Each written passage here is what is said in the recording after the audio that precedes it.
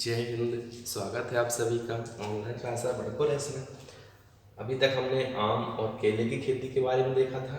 आज हम पपीते की खेती के बारे में देखेंगे। पपीता बॉटनिकल नेम शुरू करें। वानस्पतिक नाम बॉटनिकल नेम कैरिका पपाया। बहुत ही सरल नाम है कैरिका पपाया। पपीते के नाम से मैच कर रहा है कैरिका पपाया। ठीक, फैमिली भी बॉटनिकल नेम मैच कर रही है ऐसी कैरी केसी।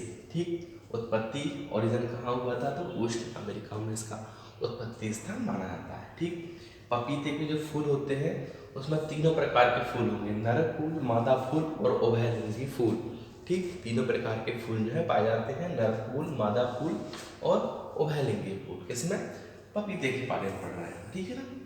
ठीक, और अधिकांश जो प्रजातियां हैं उनमें 50% जो होता है उसमें फल उत्पादित नहीं होते हैं। ठीक, जो 50% ऐसी किस्में हैं जिनमें फल का उत्पादन नहीं होता है। ठीक, पपीते में एक एंजाइम पाया जाता है मायोरिसिन। ठीक, उसका नाम क्या है?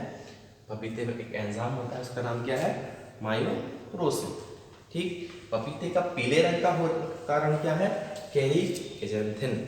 बॉटनिकल नेम से मैच कर रहा है ना, तो याद रखने में सुविधा हुई। बॉटनिकल नेम कैरी का पपाया और पपीते का जो गूदा है उसका पीले रंग होने का कारण क्या है? कैरी केजेंथिन।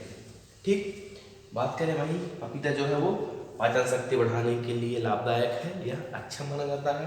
ठीक, और पपीता जो है क्या है, आपने इसकी बोनी कर दी, सोविंग कर दी, उसके लगभग 1 वर्ष बाद ही आपको वहाँ से उससे फल प्राप्त होने लगेंगे, है ना।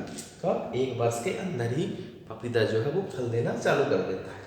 ठीक, अब आप खेती कर रहे हैं इसकी, तो वहाँ पे आप 10 फीमेल पौधों के साथ में एक नर पौधा लगाएंगे, है ना। कितना रखेंगे? 10:1। 10 फीमेल पौधे तो साथ में एक जो है आपको वहाँ पे नर पौधा रखना पड़ेगा, जब भी उसका जो पॉलिनेशन है वो अच्छा होगा और जब इस सभी पौधों में जो है आपको फलों की प्राप्ति होगी। ठीक, तो याद रखेंगे कितना? 10:1 जो है क्या रखेंगे हम? 10 रखेंगे नर, 10 रखेंगे मादा पौधे और उनमें एक पौधा रखेंगे हम नर पौधे का। ठीक, किस्मों की बात करें तो किस्में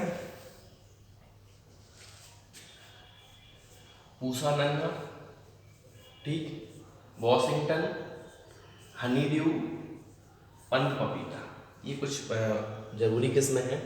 जैसे पहली किस्म क्या है? पूसा नन्हा। इसका जो पौधा है वो सबसे छोटा होता है, अति बौना पौधा होता है। ठीक, और ये एक लिंगी है। इसका पौधा जरूर छोटा होता है, फल अच्छे होते हैं, बड़े होते हैं या बड़े होते हैं, ठीक है, लेकिन वो खाने में ज़्यादा स्वादिष्ट नहीं होते हैं। ठीक, बहुत ही बौना पौधा होता है। ठीक, दूसरा आता है वाशिंगटन। इसका पौधा जो है मजबूत होता है। ठीक, और ये किस्म जो है वो अधिक उपज देने वाली किस्म है। वॉशिंगटन क्या है? अधिक उपज देने वाली किस्म है, लेकिन पूसा नन्हा क्या है? उसका जो पौधा छोटा होता है, ठीक, और एक लिंगी है। बात करें हनी ड्यू की, तो हनी ड्यू जो है वो उत्तरी भारत की प्रचलित किस्म है या प्रमुख किस्म मानी गई है। ठीक, इसके फल जो होते हैं वो इसमें कम बीज होते हैं। कम बीजों वाली किस्म कौन सी है? तो वो हनी ड्यू है। ठीक, पंत पपीता।